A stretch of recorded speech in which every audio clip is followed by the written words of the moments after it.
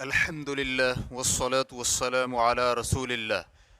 زوجات سلیمان علیہ السلام کی تعداد۔ سوال کیا گیا ہے، آپ سے گزارش ہے کہ وضاحت فرمائیں کہ سلیمان علیہ السلام کی زوجات کی تعداد واقعی 999 تھی یا اس سے کم و بیش، اور اس کے پیچھے کیا سبب کار فرما تھا؟ الجواب بعون اللہ سبحانہ وتعالی۔ سلیمان علیہ السلام کے پاس زیادہ سے زیادہ 100 زوجات تھیں، جس کا ثبوت صحیح بخاری کی اس حدیث سے ملتا ہے۔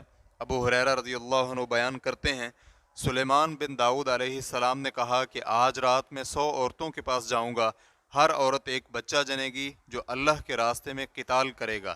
تو فرشتے نے کہا انشاءاللہ کہہ لو، تو انہوں نے نہ کہا اور انشاءاللہ کہنا بھول گئے۔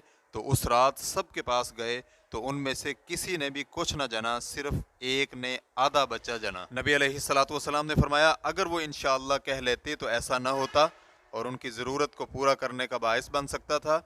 ریفرنس کے لیے دیکھیے صحیح بخاری حدیث نمبر 5242 اور صحیح مسلم کی 1654 روایت میں 90 عورتوں کا ذکر ہے، اور ایک اور روایت جسے امام بخاری نے جہاد کے لیے اولاد طلب کرنے کے باب میں تعلیقاً ذکر کیا ہے، جس میں 99 عورتوں کا ذکر ہے۔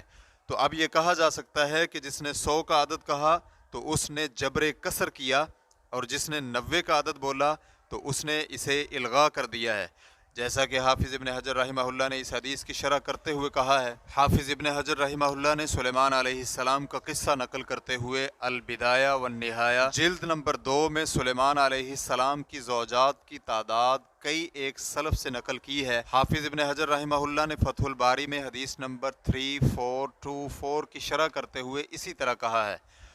تو یہ تعداد بنو اسرائیل سے منقول ہے، جس کی نہ تو ہم تصدیق کر سکتے ہیں اور نہ ہی تکذیب، اور اوپر بیان کی گئی احادیث میں نہ تو اس کی تائید ملتی ہے اور نہ ہی نفی۔ اب ہم اس کے اسباب کی طرف آتے ہیں۔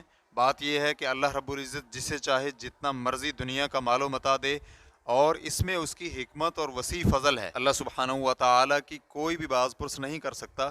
اس نے سلیمان علیہ السلام کو خصوصی طور پر ملک عظیم سے نوازا، جو ان کے بعد کسی کو بھی نہیں دیا۔ یہ کوئی بعید نہیں کہ اللہ رب العزت نے سلیمان علیہ السلام کو اتنی عظیم طاقت سے نوازا ہو کہ وہ اتنی بڑی تعداد میں زوجات سے شادی کر سکیں۔ تو یہ ممکن ہی نہیں کہ کسی مسلمان کے ذہن میں یہ بات پیدا ہو کہ اس مسئلہ میں سلیمان علیہ السلام کی توہین ہے، بلکہ یہ تو ان کی بادشاہت میں تکمیل اور ان کی مردانگی اور اللہ کے فضل میں سے ہے۔